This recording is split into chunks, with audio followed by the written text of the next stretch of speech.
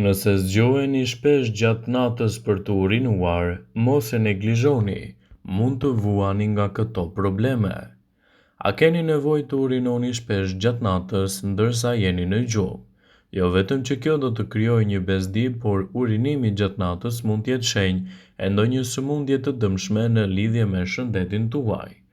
Një ndër problemet kryesore është edhe prishja e gjumit.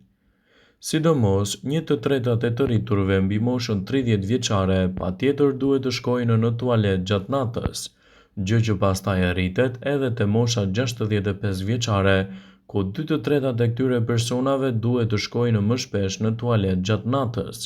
Kjo gjendje quhet nokturi, dhe ata të cilët vuajnë nga kjo duhet patjetër të shkojnë në tualet së paku një herë në natë. Para se të fillojmë, bëni një like videos dhe ju lutem klikoni subscribe, do të na ndihmonit shumë.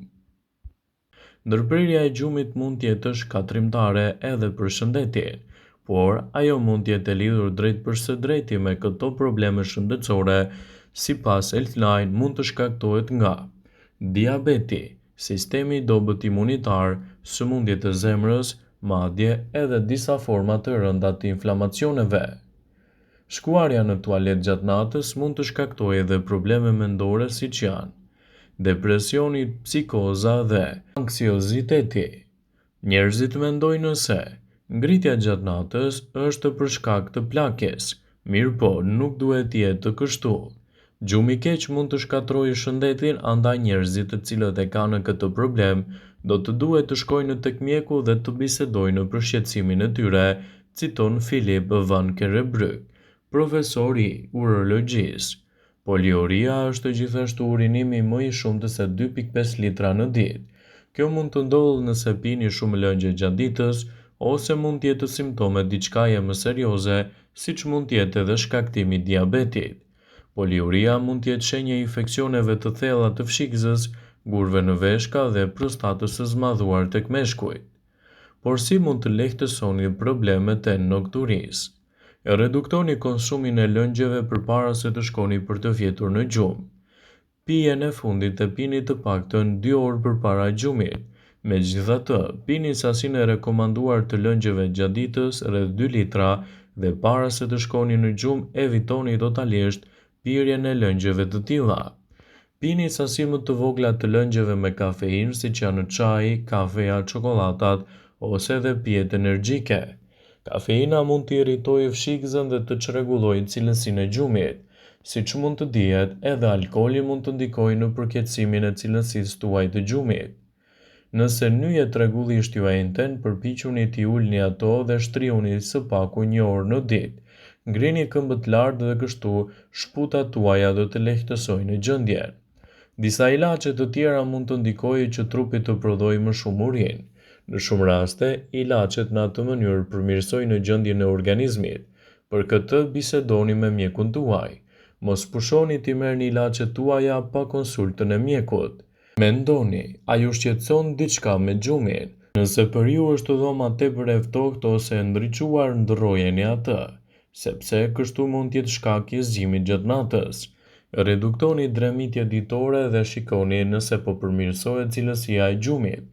Shmangni pijet me kafeinë drejt për së drejti para se të shkoni për të fjetur, pasi mund të ndikojnë në përkeqësimin e çështjeve tuaja imunitare dhe të shkaktojnë gjithashtu probleme të dobësimit të fshikëzës. Nëse keni probleme me urinimin gjatë natës, mund të provoni disa këshilla të lehta në kushte shtëpie për të shpëtuar nga këto probleme.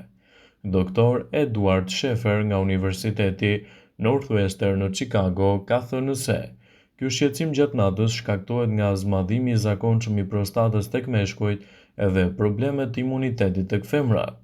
Për të reduktuar këtë shqetësim, mos pini lëngje përpara se të shkoni në shtrat.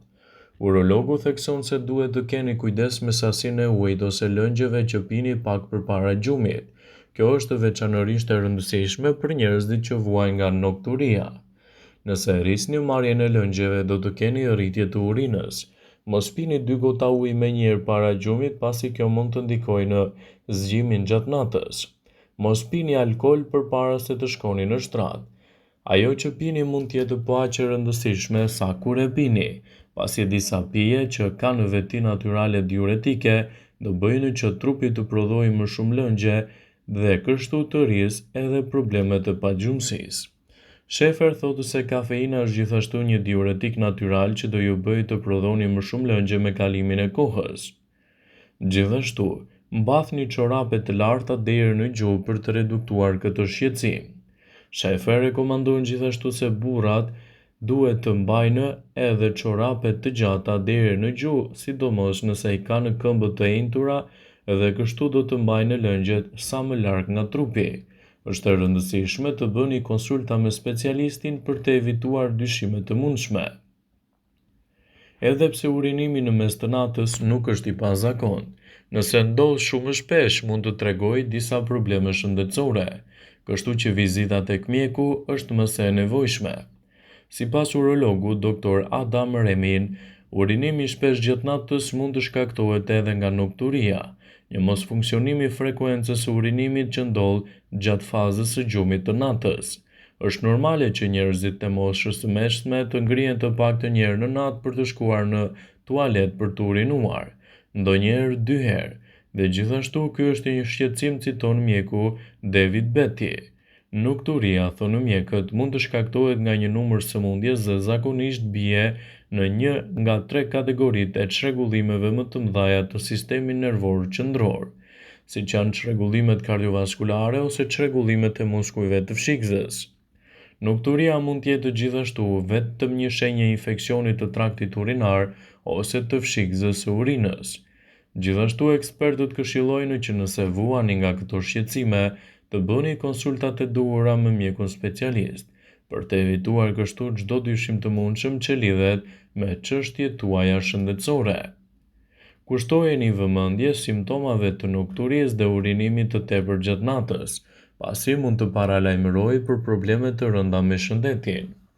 Urinimi shpesh është zakonisht një shenjë se keni pirë shumë lëngje, por nëse mendoni se nuk po merrni mjaftueshëm lëngje për të urinuar aq shpesh, mund të nënkuptojë se keni probleme të caktuara shëndetësore. Shumica e njerëzve kanë rreth 5 deri në 7 herë në ditë nevojë për të urinuar, por nëse jeni duke shkuar më shumë se 7 herë brenda 24 orëve dhe nuk keni pirë më shumë se 2 litra lëngje, shikoni nga disa shkaqe dhe konsultohuni me mjekun tuaj.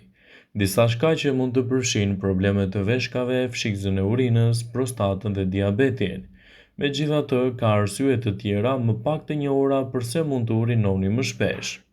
Këto janë infeksione të traktit urinar, shtatzania, probleme të masave të ndryshme, sidomos edhe probleme të fshikëzës, inflamacioneve të fshikëzës, gurët në traktin urinar, medikamentet që merrni, diuretikët, terapitë e caktuara, infeksione dhe problemet neurologjike.